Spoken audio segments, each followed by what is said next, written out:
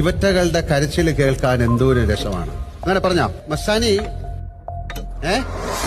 പുറത്ത് ഉള്ള കാര്യങ്ങൾ പറയാൻ പാടില്ല എന്ന് എത്ര പ്രാവശ്യം പറഞ്ഞു?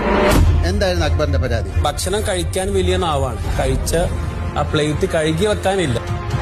റെനയുടെ ഫാമിലിയുടെ കാര്യം എടുത്തിട്ടു, ബോയ് ഫ്രണ്ടിന്റെ കാര്യം എടുത്തിട്ടു, അതേപോലെ തന്നെ വളരെ മോശമായിട്ടുള്ള ലാംഗ്വേജസ് യൂസ്. ഇവളൊക്കെ വിചാരം കണ്ടാൽ ഇവളൊക്കെ എന്തോ സംഭവം നമ്മളൊക്കെ വിചാരം.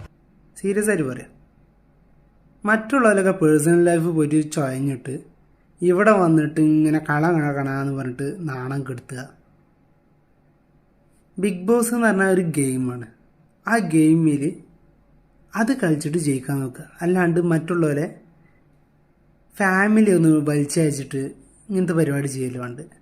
ഇവളൊക്കെ ചില സ്വഭാവം, ഇവളെ ഈ ഇതൊക്കെ കേൾക്കുമ്പോൾ ഉണ്ടല്ലോ, ഇവളെ ശബ്ദം കേൾക്കുകയാണെന്നുണ്ടെങ്കിൽ തന്നെ ഒരു അരോചകമാണ്. ആദ്യം ഈറ്റങ്ങളൊക്കെ ഒന്ന് പിടിച്ചിട്ട് ചോട്ടി പുറത്താക്കണ്ട. ഇത് അനുമോള്, മസ്താനി, ബിഗ് ബോസ് ഒക്കെ ചാണകം അടിച്ച് കളിച്ചിട്ട് ശുദ്ധിദാസം ചെയ്യാറുണ്ട്. ഇത്